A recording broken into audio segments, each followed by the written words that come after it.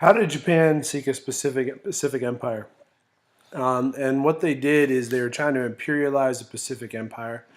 We'll talk about Manchuria, the rape of Nanking, and how they kind of dominated with Asia for Asians, which was their slogan. How they came into conflict with the United States, and how they were really winning the war in the very beginning. So, first of all, remember back to our interwar years discussion where Japan had invaded China up here in Manchuria, and that actually halts the Chinese Civil War. And the Japanese needed these resources that were in Manchuria, the tin, the iron, and what they're actually going to end up doing is going down here into the south where there's some oil in Indonesia and Vietnam, which was called Indochina back then. So that's what you really need to win a modern warfare is that modern resources for mechanized warfare. Because their goal is a Pacific Rim empire, and Pacific Rim means any country that touches the Pacific Ocean.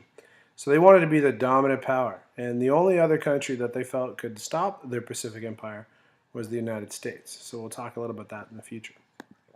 But first to China.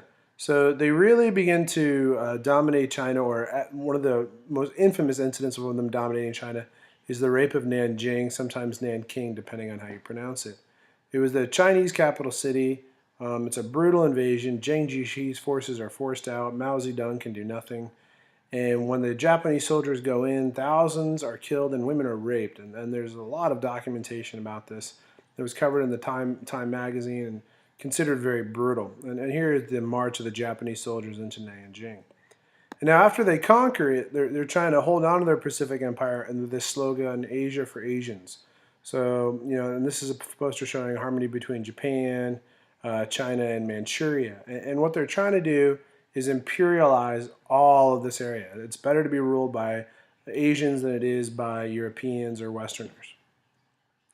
So while the war is going on in China, they need a lot of natural resources. And here's some of the Japanese airplanes of the time, the Mitsubishi Zero. And you need oil and you need metals to build these. And the United States was so upset about the rape of Nanjing that they cut off oil shipments to Japan, and they actually also froze Japanese bank accounts. So the Japanese become very upset about this privately, and everybody thinks that the United States is going to go to war with Germany, but meanwhile Japan is kind of using that as a distraction to develop their own attack. And the guy who's charged with kind of figuring out a strategy to defeat the United States is this guy, Isoroku Yamamoto. And so he is ordered or tasked by the militarists reading Japan to end the U.S. threat. And Yamamoto says, okay, I got one shot at this. I got to defeat them and completely destroy their entire fleet. And they're going to use the same strategy they used in the Russo-Japanese War when they quickly destroyed the naval fleet at Vladivostok. He says, I've got to destroy the aircraft carriers. The aircraft carriers are the key. So they plan a secret attack on Pearl Harbor. And this becomes known as a date which will live in infamy. It got kind of cut off right here. So a date which will live in infamy. Here's a picture of Pearl Harbor, the greatest natural harbor in the world. And this happens on December 7th, 1941, Sunday morning. The Japanese plan their attack because they know that is when most American soldiers sleep in, and some of them have been partying the night before, so it's the best time to attack. And this causes the United States to enter World War II. They declare war on Japan, and something amazing happens as well. On the following day, Germany declares war on the U.S. So the United States is at war. And what they actually do is they decide to focus on Germany, because if they don't defeat the Germans, then they can't. It's called the Europe First strategy. So by defeating the Germans, they maintain their allies. So that was kind of their strategy. So even though we're fighting the Japanese, we're going to focus most of our attention on Europe. So after the invasion of Pearl Harbor, the attack on Pearl Harbor, the United States also loses its colony of the Philippines right here. Japanese invade in December of 1941. The same day, they start their invasion the same day as Pearl Harbor, and they are conquered it all in January 1942. They force the American General Douglas MacArthur to leave, and he makes a very famous quote, "I shall return." We'll come back to that later as well.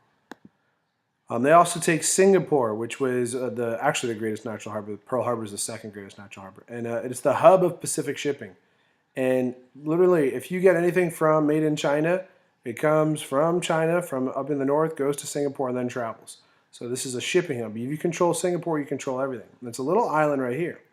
And now the British had all their army and all their artillery facing out. So the Japanese invade up here, and they use bicycles to conquer Singapore. It's a pretty amazing story. Japan also invades Burma, and they close off the southern supply line to southern China. And the Japanese think they can win the war if they can just hold on to it. They'll hold on to all these things. But fortunately for the United States and unfortunately for Japan, is none of the aircraft carriers were at Pearl Harbor when they bombed. They were all off on maneuvers. And in the next 2 years, I think the statistics are, the United States builds 40 more aircraft carriers, and the Japanese build one or two. So you can see the difference in resources. And that is how Japan was creating a Pacific empire.